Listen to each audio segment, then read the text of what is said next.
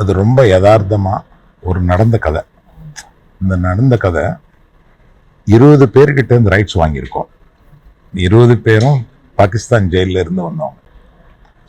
அவங்கள கேட்டு அவங்கள மீட் பண்ணி 20 பேர்கிட்ட இருந்து ஒரு ரைட்ஸ் வாங்கி ஒரு கதை ஒருத்தர் வந்து கொடுத்தாரு. ஆனால் அது போகாது, அவங்களோட கதை இது. ஸோ அவங்களோட கதை நாங்கள் எடுக்கணுமா இல்லையான்றது அவங்ககிட்ட பர்மிஷன் வாங்க. அதனால் வாங்கின அப்புறம் தட் எக்ஸைட்மெண்ட் ஆஃப் அது யதார்த்தமாக நடந்த ஒரு கதை நம்ம எடுக்கிறோன்றது is the first excitement.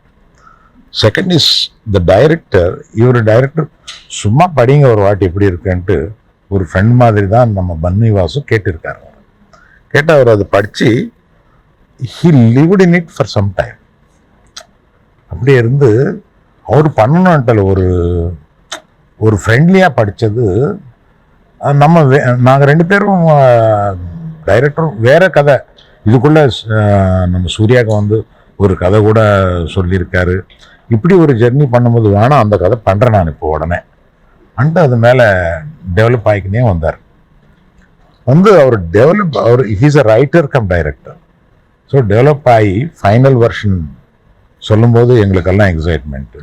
சைத்துவோட journey எனக்கு ஏற்கனவே இருக்குது ரொம்ப நாளாக. we're all a family kind.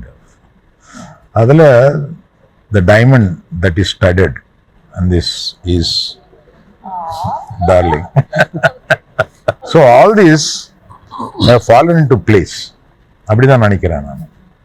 அப்படி ஒரு நாள் திருப்பூர் சுப்பிரமணியன்ட்டு எல்லாம் கேள்விப்பட்டிருப்பேன், ஒரு பெரிய டிஸ்ட்ரிபியூட்டர். அது எனக்கு ரொம்ப ஃப்ரெண்டு. இப்படி இந்த படம் எடுக்கிறேன், இந்த மாதிரி தமிழில் ரிலீஸ் பண்ணணும்னு நினைக்கிறேன், அது இதுன்னு கேட்குறேன். ஏதாவது அங்கே வித்துன்னா யாருக்காவது நீ சேல் பண்ணணும்னு நினைக்கிறியா? இல்லை அதெல்லாம் கிடையாது, நானே ரிலீஸ் பண்ணணும்னு நினைக்கிறேன். நினச்சி இவர் பற்றி வந்தது எங்களுக்கு.